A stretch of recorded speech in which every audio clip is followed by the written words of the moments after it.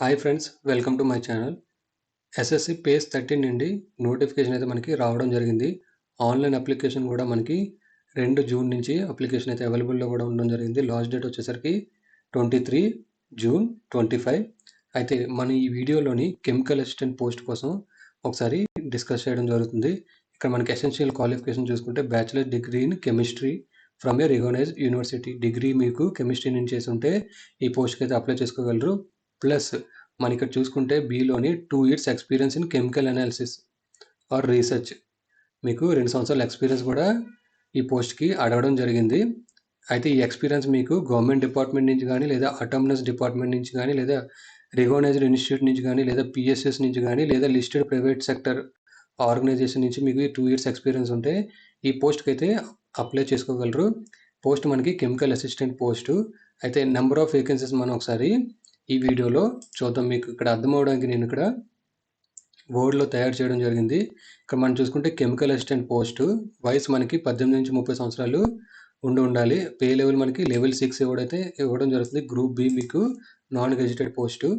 అలాగే మొత్తం మనం వేకెన్సీస్ చూసుకుంటే 56 వేకెన్సీస్కి నోటిఫికేషన్ అయితే రావడం జరిగింది. 56లోని ఎస్సీకి 5, ఎస్టీకి 12, ఓబీసీకి వచ్చేసరికి 10, యూఆర్కి 23, ఈడబ్ల్యూఎస్కి 6 పోస్టులు ఉండడం జరిగింది.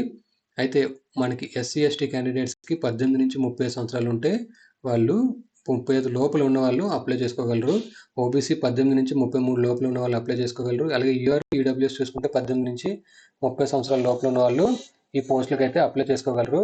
అలాగే ఎగ్జామ్ సెంటర్ మనం చూసుకుంటే ఏపీ తెలంగాణలో మనకి గుంటూరు, అలాగే కాకినాడ, కర్నూలు, నెల్లూరు, ఒంగోలు, రాజమండ్రి, తిరుపతి, విజయవాడ, విశాఖపట్నం, విజయనగరం, పాండిచ్చేరి, చెన్నై, కోయంబత్తూరు, మదురై, సేలం, తిరుచిరాపల్లి, తిరునెల్వేలి, వెల్లూరు, హైదరాబాద్, కరీంనగర్, వరంగల్, కృష్ణగిరి, శ్రీకాకుళం, ఏలూరు.